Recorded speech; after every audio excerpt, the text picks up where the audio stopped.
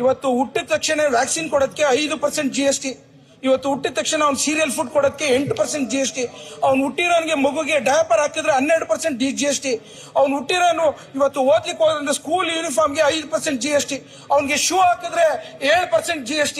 ಅವ್ನಿಗೆ ಏನಾದ್ರು ಓದ್ಲಿಕ್ಕೆ ಆನ್ಲೈನ್ ಅಲ್ಲಿ ಸ್ಮಾರ್ಟ್ ಫೋನ್ ಕೊಟ್ಟಿದ್ರೆ 10% GST. ಇವತ್ತು ರೀಚಾರ್ಜ್ ಮಾಡ್ಲಿಕ್ಕೂ ಒಂದು 8% GST. ಬ್ರಾಡ್ ಬ್ಯಾಂಡ್ ಆನ್ಲೈನ್ ಅಲ್ಲಿ ನಾವು ಕ್ಲಾಸ್ ಹೇಳಲಿಕ್ಕೆ ಹೊರಟಿದ್ದ ಸಂದರ್ಭದಲ್ಲಿ 12% GST. ಇವತ್ತು ಅವರು ಏನಾರು ಹೋಗಿ ಹಾಸ್ಟೆಲ್ ಹೋಗಿ ಸೇರ್ಕೊಂಡ್ರೆ PG ಹಾಸ್ಟೆಲ್ ಅವ್ನು ಕಟ್ಟಂತ ದುಡ್ಡು ಅದು ಸಾಲದ ಹೊರೆಯಲ್ಲಿ ಕಟ್ತಾ ಇರ್ತಾನೆ. ಅದರಲ್ಲಿ GST ತೆಗೆದುಕೊಂಡು ಬಿಜೆಪಿ ಸರ್ಕಾರ ನಡೆಸ್ತಾ ಇರೋಂಥದ್ದು. ಇವತ್ತು ಅವನು ಹೋಗಿ ಏನಾದ್ರು ವಿದ್ಯಾಭ್ಯಾಸಕ್ಕೋಸ್ಕರ ಲೋನ್ ತೆಗೆದುಕೊಂಡ್ರೆ ಸ್ಟೂಡೆಂಟ್ ಲೋನ್ ಮೇಲೂ GST ಇರೋಂಥ ವಿಚಾರ ಅವ್ರಿಗೆ ಗೊತ್ತಿಲ್ಲ ಮಾನ್ಯ ಸಭಾಧ್ಯಕ್ಷರೇ. ಅವನೇನಾದ್ರು ತನ್ನ ಉನ್ನತ ಸ್ಥಾನಕ್ಕೆ ಹೋಗೋಂಥ ಸಂದರ್ಭದಲ್ಲಿ ಲ್ಯಾಪ್ಟಾಪ್ ತೆಗೆದುಕೊಂಡ್ರು ಅದಕ್ಕೂ GST. ಹಾಗೇನೆ ಅವನೇನಾದ್ರು ಪ್ರಮೋಷನ್ ತಗೊಂಡ್ಕೊಂಡು ಸಂಬಳ ಜಾಸ್ತಿ ಆದ್ರೆ ಅದಕ್ಕೂ GST.